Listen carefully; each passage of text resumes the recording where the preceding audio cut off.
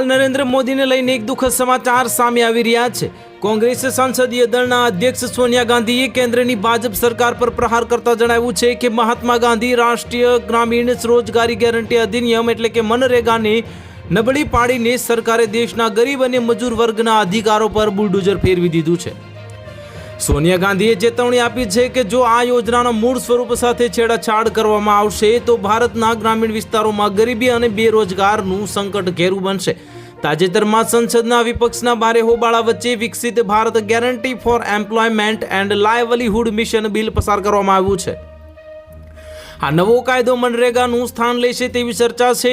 જો કે સરકારનો દાવો છે કે આનાથી રોજગારીના દિવસો 100થી વધારીને 125 દિવસ કરવામાં આવ્યા છે, પરંતુ સોનિયા ગાંધી અને વિપક્ષના નેતાઓ તેને કાળો કાયદો ગણાવી રહ્યા છે અને સોનિયા ગાંધીએ જણાવ્યું છે કે મનરેગા માત્ર એક યોજના નથી પરંતુ ગરીબો માટે જીવન રેખા છે।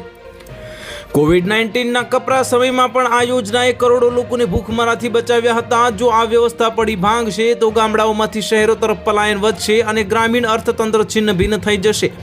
કોંગ્રેસ પાર્ટીએ આ મુદ્દે દેશવ્યાપી આંદોલન કરવાની જાહેરાત કરી છે અને રાહુલ ગાંધીએ પણ આ બિલને ગરીબોના અધિકારો પર તરાપ ગણાવી છે। તો હાલ માટે આટલું જ। મળીશું નવી અપડેટ સાથે। જો તમને વિડીયો પસંદ આવતો હોય તો વિડીયોને લાઇક કરી દેજો, ચેનલને સબસ્ક્રાઇબ કરી અને બાજુમાં આવેલા બેલ આઇકનને દબાવી દો, જેથી તમને આવા સમાચારની અપડેટ મળતી રહે।